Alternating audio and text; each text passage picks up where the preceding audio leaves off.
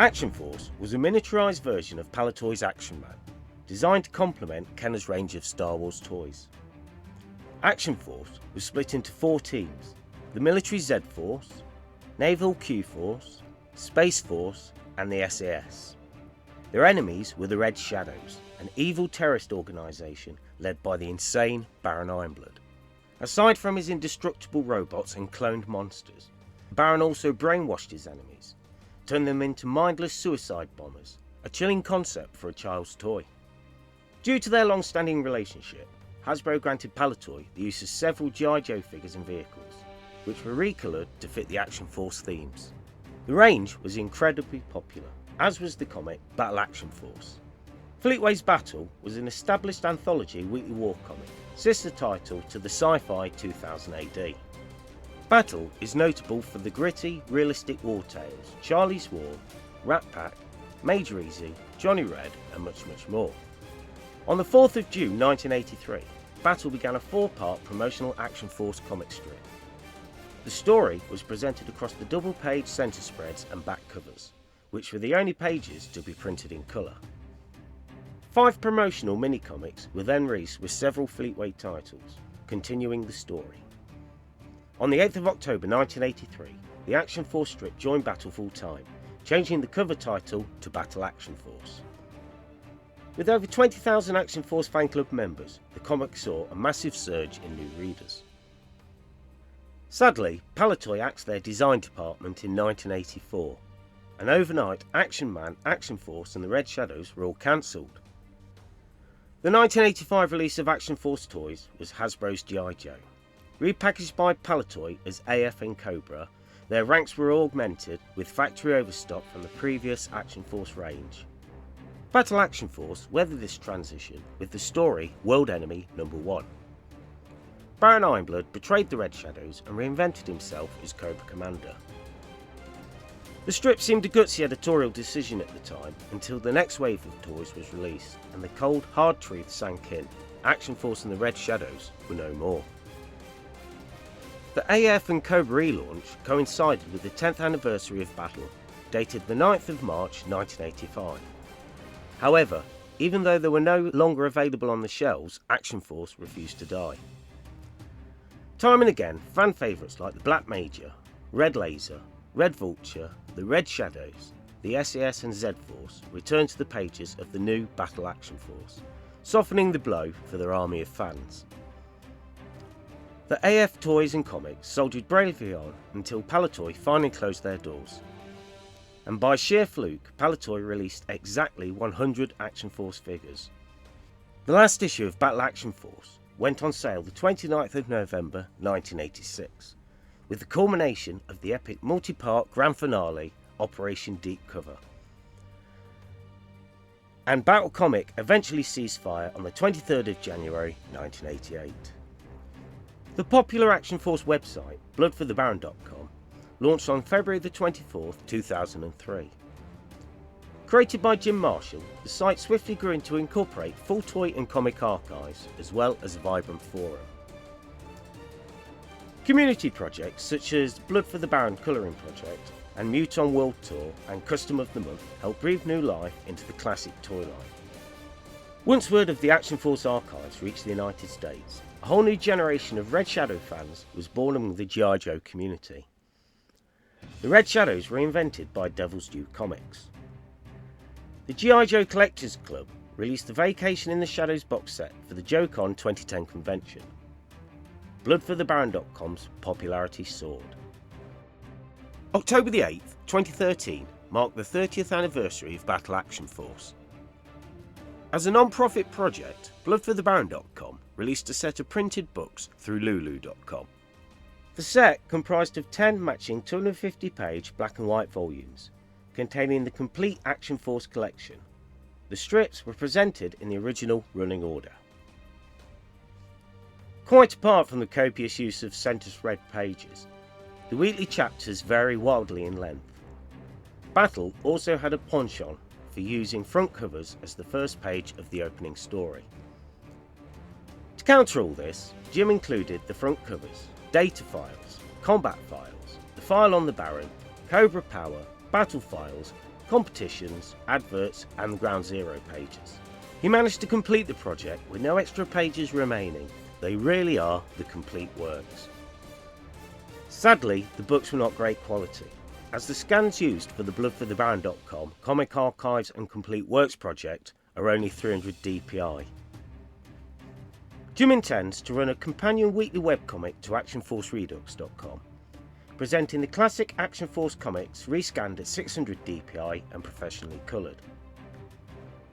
In 2016, bloodforthebaron.com ran a successful Kickstarter campaign for the first edition of the Palatoys Collector's Guide.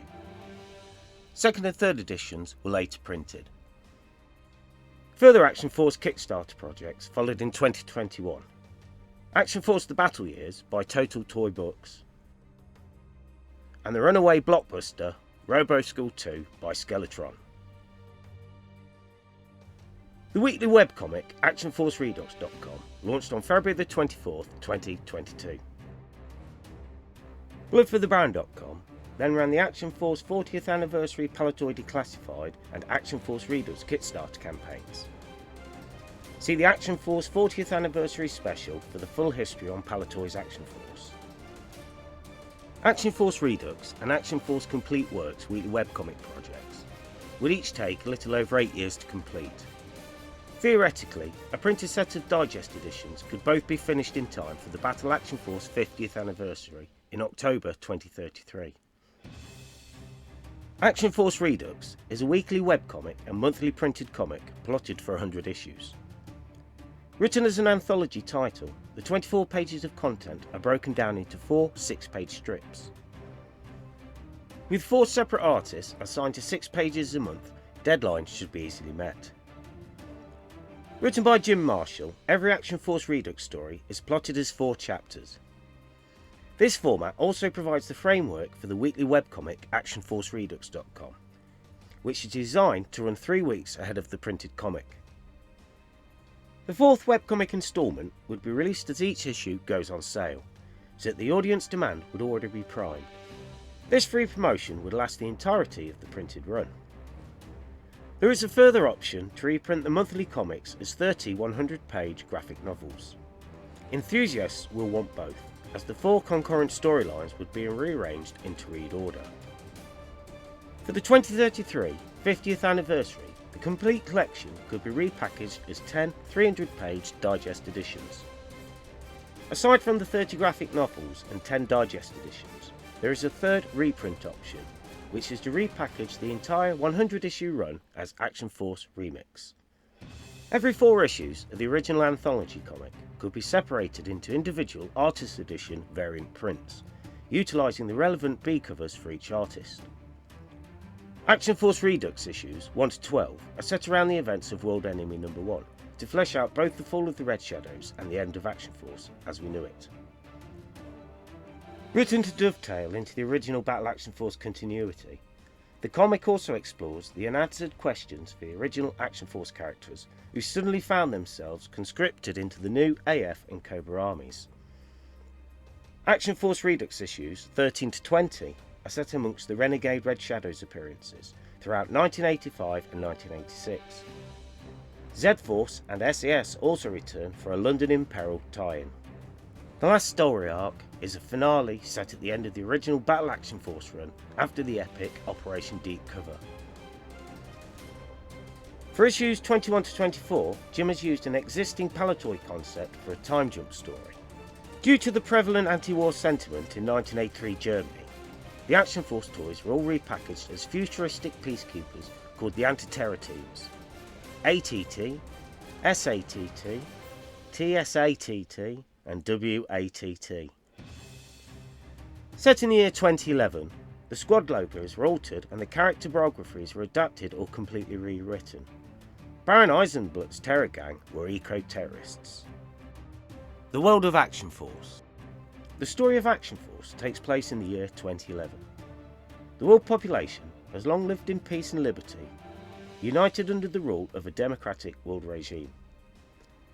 Baron Ironblood, the last criminal, strikes terror with a gang of enslaved adventurers, with thinking robots and the world's most innovative weapons. His goal, to take over the world. The anti-terror teams all operated on strict orders not to kill. All replica guns and knives were replaced with fantasy stun guns. Realistic vehicles like the battle tank, attack cannon and mobile missile system were left out entirely. Baron Eisenblatt also had a crazy matter replicator device which could instantly copy men and machines.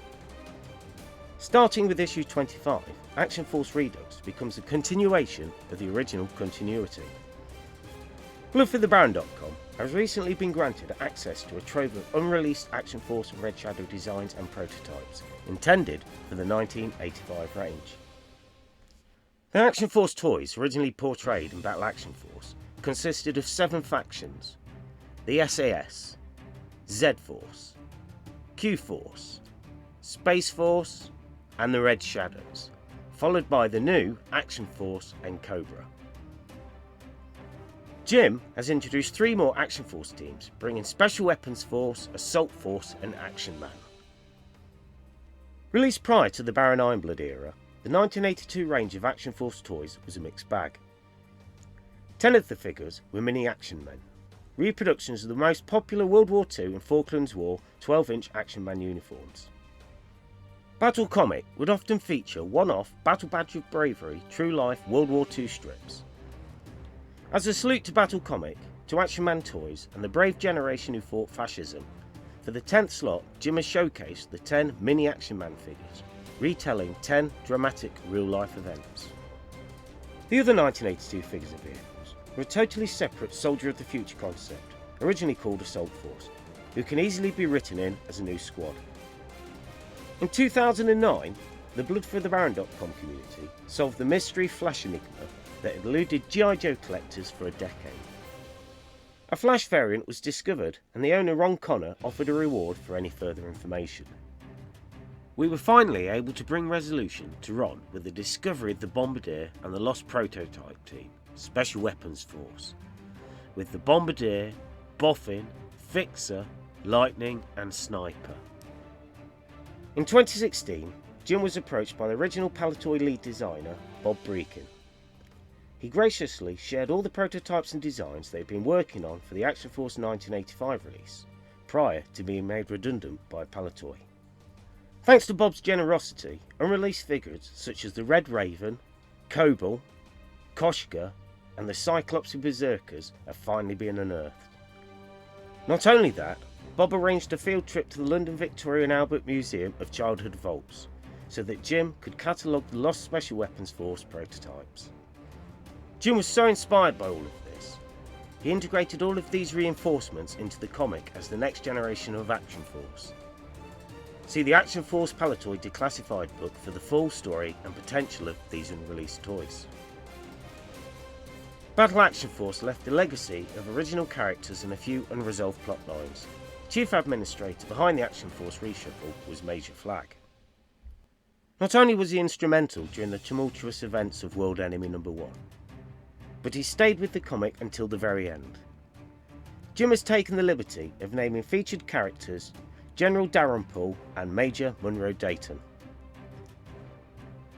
United Nations investigator Eric Larson was the pivotal character for the entire epic grand finale Operation Deep Cover.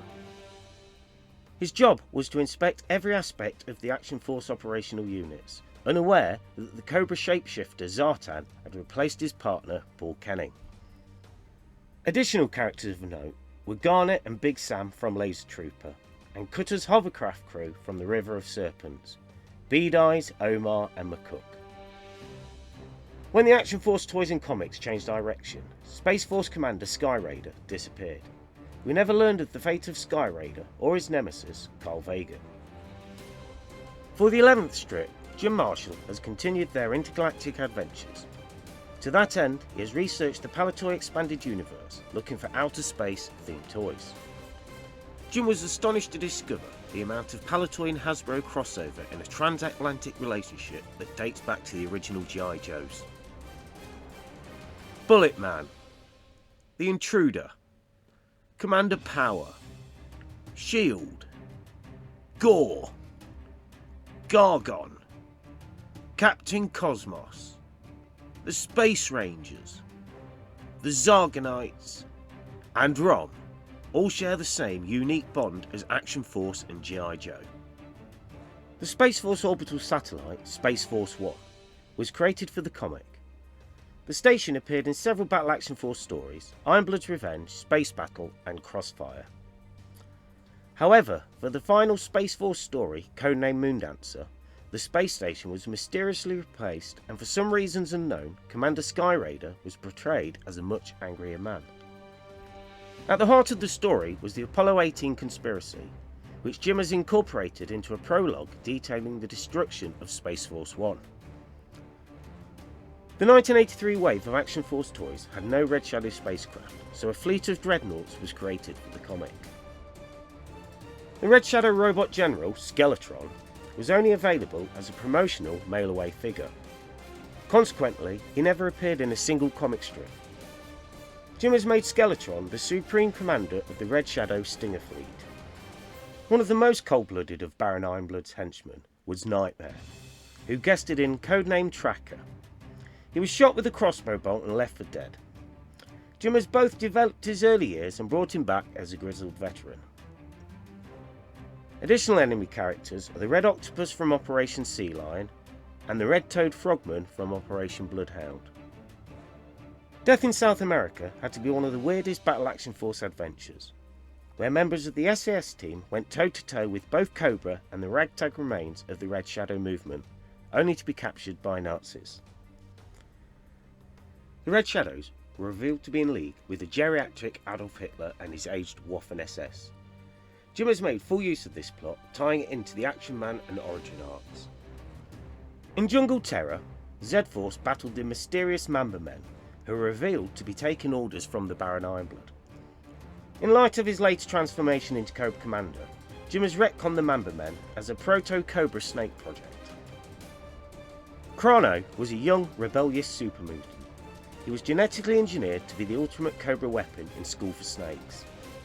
In the final panel, he swore his revenge against both Cobra and the Red Shadows. The character is crying out to become Serpentor. Jim would have him lead the Mamba Men in an insurgency against Cobra Commander. Lastly, the 1983 Action Force toys had a staggered release. The Q-Force and Space Force teams were only added to the Action Force roster in time for the Christmas market. As a result, the early Battle Action Force stories are outweighed by the SAS and Z-Force. For the 12th and final Action Force Redux strip, Jim has added a further Q-Force and Space Force interludes. Issues 25 to 84 follow a 5-year arc. 1987 sees the return of the Red Shadows in Blood Day. Then a Cobra coup in 1988 changes everything. 1989 has the Red Shadows vs Cobra in the Iron War. 1990 is a full-blown alien invasion. And 1991 is climatic battle for Earth itself. Issues 85 to 96 then switch to the origins of the main characters, bringing the story full circle. A 4-part what-if finale brings the 100-issue saga to a close. Blood for the Baron!